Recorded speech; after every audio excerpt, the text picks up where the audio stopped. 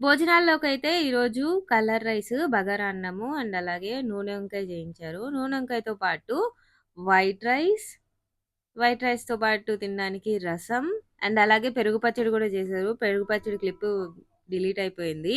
And అలాగే స్వీట్‌కొచ్చేసి one of our favourites బెల్ల పాయసము. దాంట్లో జీడిపప్పేసి సూపర్‌గా చేసినారు. సో, నాకు వడ్డించడం అంటే చాలా ఇష్టం. నేను మా తమ్ముడైతే ఇంకా సర్వింగ్ కోసం అయితే నిలబడిపోయాము. అండ్ వచ్చిన వాళ్ళందరూ కూడా పూజ చాలా బాగా చేయించారు. అండ్ ఫుడ్ కూడా చాలా టేస్టీగా ఉండింది అని చెప్పారు.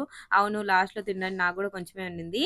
సో, ఇంత మంచిగా జరగడానికి మా అమ్మ, నాన్న ఎంత కష్టపడ్డారో మాకే తెలుసు. 41 days no non veg and everyday పూజ కోసమని ఇంటి దగ్గర నుంచి ఇక్కడికి తిరుగుతూ ఈ పూజ బాగా జరగాలన్నదే మా అమ్మ, నాన్న మైండ్ సెట్ ఉండింది. సో, కంగ్రాచ్యులేషన్స్ మమ్మీ, డ్యాడీ మీరు అనుకున్నట్టుగానే చాలా బాగా జరిగింది. మా అమ్మ, నాన్న అయితే పంచామృతం మాత్రమే తిన్నారు. ఎందుకంటే వచ్చిన అతిథుల్ని అలాగే పూజారి వాళ్ళకి కూడా లంచ్ పెట్టుకుంటూ లేట్ అయిపోయింది. వీడియో నచ్చిన